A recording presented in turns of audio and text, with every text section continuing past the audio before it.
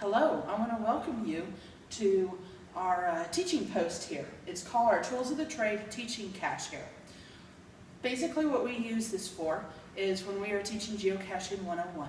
We use this to show new geocachers different types of caches and possibly how the caches can be hidden. We also highlight the tools of the trade, like the ink pen. We recommend the zebra pen because of the fact that it can write on wet paper instead of just tearing a hole into it. We also have what we call our little trusty grabber, where it does this grabbing motion if you need to go into an area and be able to grab something. Also, of course, you have to have your wonderful tweezers to sometimes get the log sheet out of very small caches.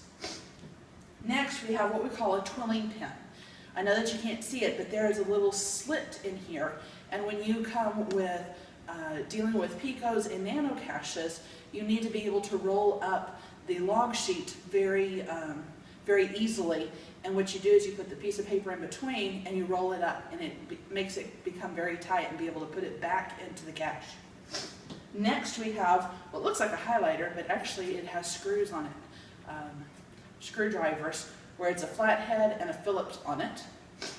And then we also have, last but not least, our trusty magnet. We bought this one at AutoZone for about $15, $10–15. We like the extra long length to it because it can reach further down into some of the caches. Next, what I want to draw your attention to is our teaching post. Now on this teaching post, there are 13 different geocaches hidden on it. Now I want to point out, we have a posted no trespassing sign, we have this reflector, we have some cable things here, we also have a rock down below. Whoops, I just showed y'all one of our geocaches. What we also have on this side is electric plate, magnet, a couple of poles here, then we have a PVC pipe here, and we also have a PVC pipe here. So, let's start up at the front. First of all, what I did show you was what we had done was cut this 4x4 in, you pull it up, and we have a geocache right here. What you might need to do is, in here, it was a little bit difficult to get out, so I used my little screwdriver, pull it out. Just a little film canister, open it up, make sure you sign the lock. Okay? Next what I'm going to do is put that back. And then I'm going to point out some other caches to you. Now notice, one of the things that a lot of people don't realize is that we use this to cover up the cut. When you're going into urban areas, you want to make things look as natural as possible so it doesn't draw anybody's attention, especially non-geocachers. So, next we have this posted no trespassing sign. But if you flip it over on the back side, we have a geocache. Here it's our number 10. Next, feel around. Oh, this seems kind of loose. There's another one. So that is 3 that we have found.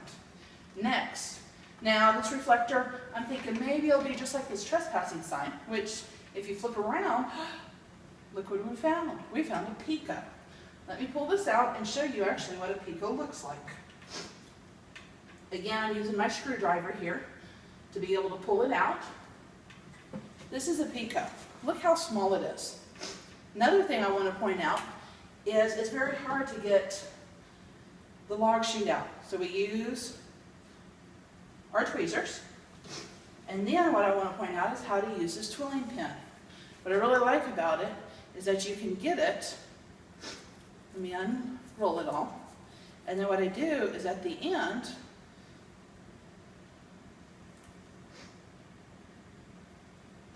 put it in, twist it up, and look how easy that is. All we did was twist it up, tighten it up, put it back into the geocache, and ta-da. Very easy, very simple. We bought this at Hobby Lobby for about $6. To me, this is one of the best tools that you could ever find. But going on, now we've got that one, but there's also another one right behind this reflector. So, that's 2 more there that we found. Now, I wonder what this is all about. We used to have a cache similar to this that we had on a telephone pole. and we called it cable pull, because actually this is dealing with TV cables. What you can do is you can look. What we did was we had it to where we had a wire coming down. Actually, we had 2 wires coming down, and there was only one on top when we had our geocache. What you do is you keep looking. Not here. So we put this one back.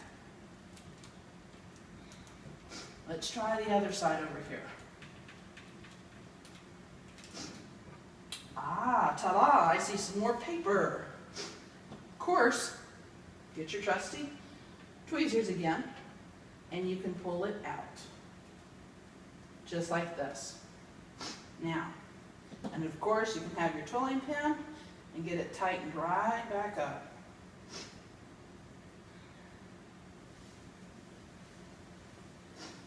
Put that back in there. Let me get that better.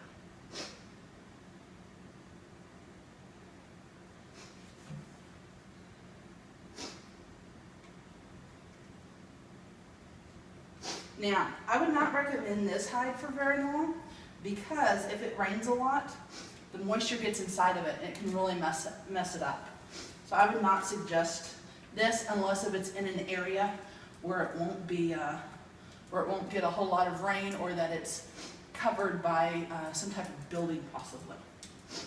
Next, let's look at the rock. Yeah, I know this one sticks out very reasonably, but a lot of them you can find when you touch them that they feel differently than regular rocks. This one is one of those hide a key locks. Here's the other one.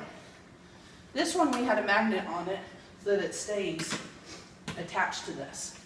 Now what I'm going to do is I'm going to rotate it. Let's go to this side. Now, of course, in urban areas you're going to find this one a whole lot. It's just a hide a key where you can put on a vehicle, underneath a lamppost skirt, something like that. This is a very typical one in the urban areas. Now, let's draw attention to this.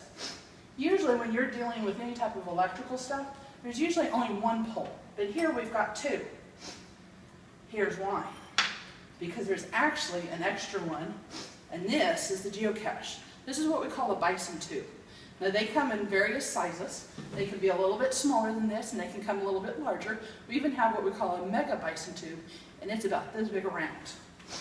So, I'm going to put this one back. But, guess what? There are 2 more geocaches on this section here.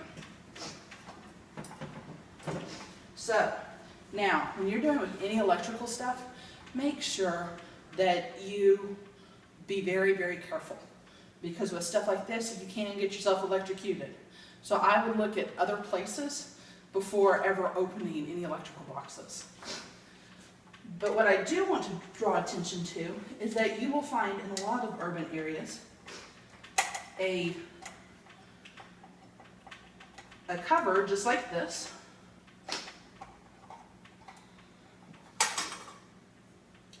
And you will find it on the side of a big electrical box, and it will just be, it'll have magnets on the inside, and they'll attach right next to it.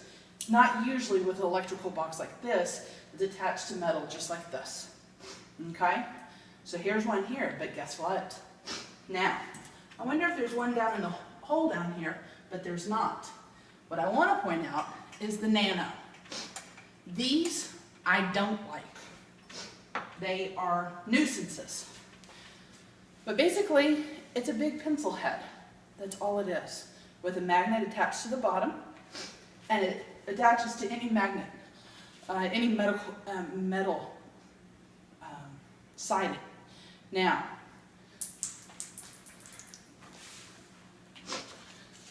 as you can tell, there's a log sheet inside.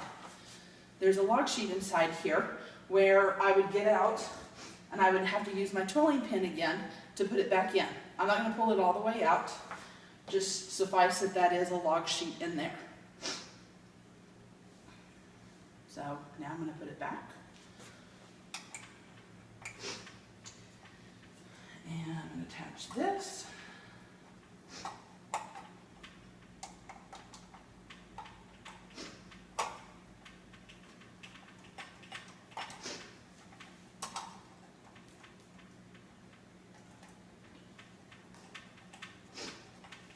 Next, what I'm going to draw attention to is this other side. Let me pull this out. Now, I can look inside there, and it looks like there's something down in there that it's not the end of this. So, I could use my grabber. Let me try the grabber. Grabber's not big enough. So let's hope maybe it has a magnet. So let's try this first. What you can do is try to pull something up. But this interferes. If they had a magnet on the side of the cache in there, to be able to pull it up, this would interfere and it would fall back down. So what we're going to do is we're going to go in like this and see if that works. Guess what?